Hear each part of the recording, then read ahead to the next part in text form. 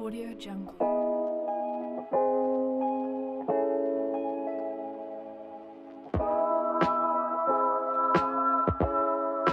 Audio Jungle. Hi, I'm Alex Sermon, Managing Director of Wealth here at First Rate, and this is our next edition of the Whiskey and WealthTech Podcast. Today, I'm joined by the Managing Director of Ventures here at First Rate, Marshall Smith, who hosts his own podcast. So, Marshall, why don't you tell us a little bit about your podcast? And we're not drinking whiskey today. What are we drinking?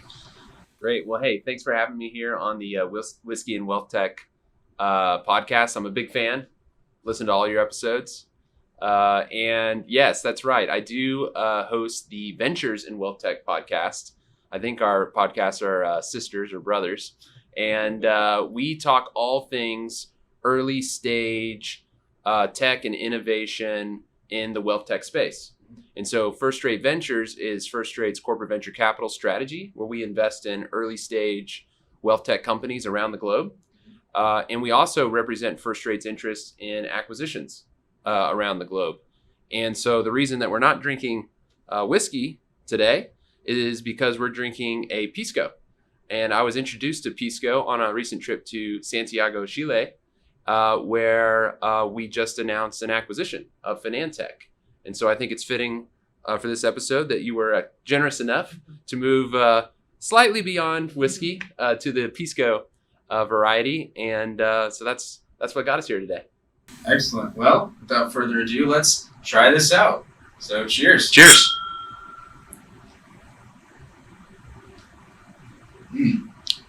So, pisco is more of a brandy type liquor than it is a whiskey, and so this is made out of grapes. But I'm getting a lot of really good, metallic vanilla, woody notes, kind of similar to what I would think Canadian whiskey you typically imagine. So it's really smooth, not like other brandies that I've had. Yeah. What are you getting, Marshall? Well, I'm not sure what I'm getting, but what I'm getting is it's really actually pretty nice to drink. It's easy to drink. It doesn't shock the mouth. It just kind of goes down smooth. But I get a little bit of maybe licorice is the thing that I was tasting. Okay. Maybe I think the vanilla that you said, and maybe metallic is the right way to describe it. Yeah. Now, when we were in Chile, we were introduced to the pisco in a pisco sour, which is like a margarita, essentially. And they're really easy to drink, even easier to drink than this is neat. And so you get a few piscos in, and then you're having fun. So not only do normally do you drink pisco in a sour, but also we've heard mixing it with a soda or some other carbonated beverage is pretty common as well. But Chilean pisco, like what we're drinking, is typically mixed with Sprite or a Coke, whereas Peruvian pisco, where the term originates from, that's where you get more of the pisco sour from. And so in addition to moving away from whiskey, we're also going to do something that's a bit odd for our podcast. Is we're actually going to try mixing our pisco with some sodas as the way it's intended, so we're not affronting any of our new Chilean counterparts down in Santiago. Yeah, I can see the comments coming into the YouTube stream now. You're drinking it wrong, but we're doing our best, and we're enjoying it. And I have to say, it's pretty easy to drink. Yes, it is. All right. Perfect. So let's pour those. Pour those.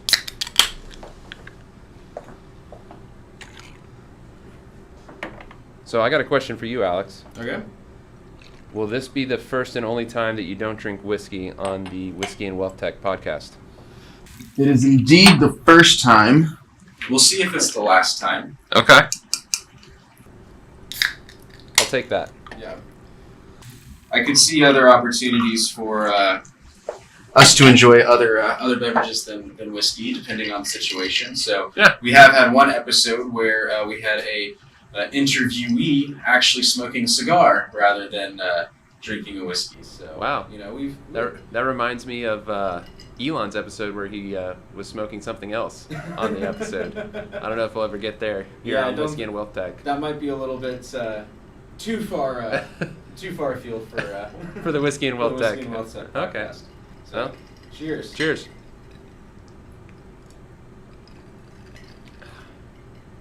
Very nice. Yeah. Tastes like any other whiskey Coke I've ever had. Yeah. So, how about how's the pisco with Sprite? It's pretty nice. I mean, I think it actually mixes really well with the Sprite to where you don't you don't pick it up too much. Mm-hmm. So a dangerous drink in the summer on a hot day, I'd say. Ooh, okay, I can see that being good. You just think you're drinking Sprite. Excellent. So, Marshall, tell me, how did First Rate get involved in Chile? How did we end up acquiring a firm there, and what's the overall strategy with that? Man, great question. I'll tell you, we didn't have a strategy to acquire a firm in Chile. Okay. First Rate, as you know, has a majority of its customers here in the U.S., primarily banks, all in wealth management, wealth reporting, performance, analytics, that sort of a thing. Mm-hmm. But our company has a vision to expand globally. In the Latin American market, while not one of the top markets in terms of wealth, it's an underserved market in the sense that the people who are serving the customers there, and there are family offices, there are private banks, there's wealth managers, independent financial advisors, very similar markets and type use cases in segments to the U.S. market. What we saw is that mostly they're trying to be serviced by a U.S. entity. So a US-based fintech or a European-based fintech flies people down into Latin America, tries to land customers, but they generally service it from their hubs. San Francisco, New York, Miami, from Europe.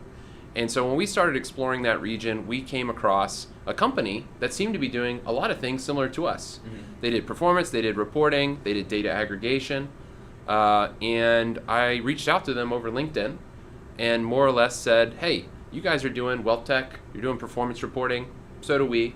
We're a private company, and we're interested in exploring the Latin American market. Let's talk. And I sent a message that was to Jose Antonio, who is the president and CEO of the company. And we just got on and had a nice chat and just talked about what they're up to, what we're up to. Just started becoming friends, really. Mm-hmm. And then over time, we actually were exploring becoming a minority investor in Finantech, because we thought, you know what, you guys know what you're doing there. We'd like to be a part of it. We'd like to explore growing in Latin America. We have some solutions they didn't have. But frankly, they had a great team. They had customers. They were profitable, and they were growing quickly. Mm-hmm. And they were a bootstrapped company. And so we're not a traditional venture investor where we always require an exit in certain amounts of time and that sort of a thing. So I think they saw us as a friendlier party to just collaborate with. Mm-hmm. But over time, it just became clear what was really their primary interest was to sell the firm to a U.S. based fintech and to continue working in that firm. And there's a number of different reasons for that. I could, maybe one day if you interview them, they could go into those further. But the reality is that there's some challenges in the Latin American market, some potential instability with different governments and regulatory approaches and that sort of a thing. And so many people who have wealth in Latin America want to custody those assets in the U.S. Mm-hmm. And they'd prefer if the fintechs hosting all that data was based in the U.S. in some instances. Some instances they want it local, sometimes they want it in the U.S. Mm-hmm. So the more and more we talked about those things, it just started making sense. Yeah. What First Rate has is a platform that's going to continue into perpetuity. Mm-hmm. We're going to operate forever, and we're never going to exit. And we want to have an operating base in Latin America serving wealth management customers in that market. So we didn't want to acquire a business, shut down the office, and run it all from Arlington, Texas. Our mission is to have people on the ground in countries and markets around the world, leveraging our culture and our DNA to have successful operations, to make impact on clients, coworkers, and community. And over time, it just became clear that First Rate and Finantech coming together was the way to do that. So it really was an accident, but perhaps it's a divine appointment, mm-hmm. and so far so good. Excellent. So what are the kinds of things that Finantech is bringing to First Rate other than just being able to be a hub for us in Latin America? So how many coworkers do we get? What kind of technologies are we going to be able to leverage that we might not have had before? Yeah, great question. Well, the three primary things they do is data aggregation, they do performance calculations, and they do reporting. Those are three of the things that we do as well. They actually are quite advanced in that they were using tech to take unstructured data, mm-hmm. and they're imaging those and using OCR technology to scrape them and automate a lot of that, because 90% of the data going into the system is unstructured data. Okay. So there's not as mature of a data feed system and network in the Latin American markets. So first, they had some pretty impressive technology around how to do that. and they're really leaders in the space. That's one of their main differentiators. Okay. The second is that they had built the platform specifically for lower volumes and higher customization, and that's common in the family office market. Whereas in the bank, wealth management, RIA, and down towards the broker-dealer and retail spaces, it's all about volume. It's about getting the same package of reports out the exact same way. So the two of the founders of the firm had worked together in a private bank in Chile in their early years, and they calculated performance manually themselves. And so they knew the pain of producing these customized reports, and they knew the pain of collecting the data via unstructured methods. And so they set out themselves to solve that problem. And over time, they were actually in the family office space themselves, and so understood the challenges of the family offices. So they really built the solution from scratch as users and as customers. And so anytime you have a user and a customer of a use case on the building side of it, paired with a really technical leader like Jose Antonio, who leads the product team, and they're just scrappy. They're building things that are needed. They have a quick iteration loop on use case to feedback to solution. And they've really built something that really works well for the Latin American market. And so there's 9 coworkers that'll be joining First Rate. Jose Antonio will be the managing director of First Rate Chile in our Latin American division. And the other 2 co-founders, Javier Peters and Felipe Maol, will be joining us as well as strategic advisors. Okay. And so we're really excited because just with this combination, we believe there's a lot more opportunity just within Chile itself. And so they've been able to do a number of deals there, but being a small bootstrap company, doing larger enterprise deals can be challenging. So they need security and compliance processes that First Rate has. So we'll be able to help them there, do larger deals within Chile. But we believe in the neighboring Latin American markets, they're very underserved, and it's a green field for a provider that has people on the ground in market, understanding those peculiar differences about their data and their reporting and the investments that they're doing there. So we plan to grow the office in Santiago and start serving customers in neighboring countries. We're looking at Colombia, we're looking at Peru, we're looking at Uruguay, we're looking at Mexico. And so we're really excited about the growth in Latin America. Excellent.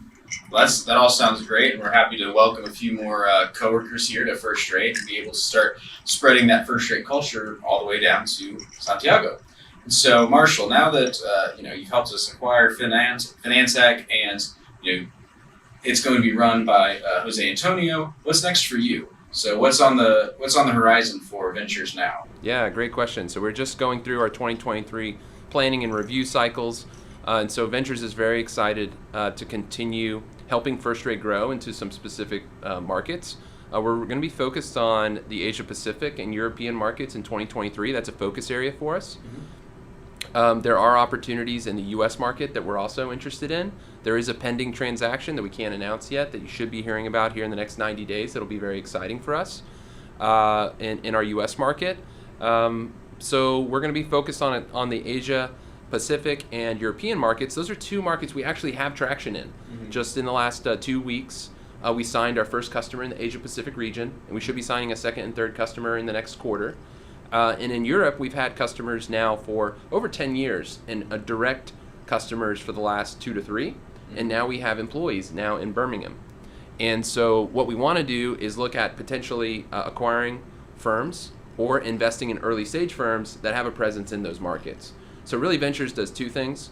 We've been talking a little bit about acquisitions today, but we also look at early stage companies that we want to partner with and that do have products and solutions that are complementary to ours and where we can add value to their company as a strategic investor. And so we're really looking at early stage investments as well as acquisitions in the global markets.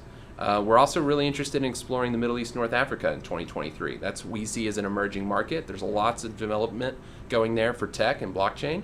And we believe that there's a ripe opportunity to serve the wealth management needs of that market. Excellent. Well, it sounds like you've got an exciting 2023 ahead of you. I'm looking forward to hearing more about it, and maybe you bringing me a few other non-whiskeys or international whiskeys that we might be able to share together. Hey, I wouldn't reject another offer to come on the Whiskey and WealthTech with a new regional variety. Well, thank you so much, Marshall, for your time today and for sharing some Pisco with us. looking forward to hearing about your next new adventure. And thank you, everybody, for tuning in to the Whiskey and Wealth Tech podcast. We'll be with you next time, and cheers. Cheers. Awesome. That was good.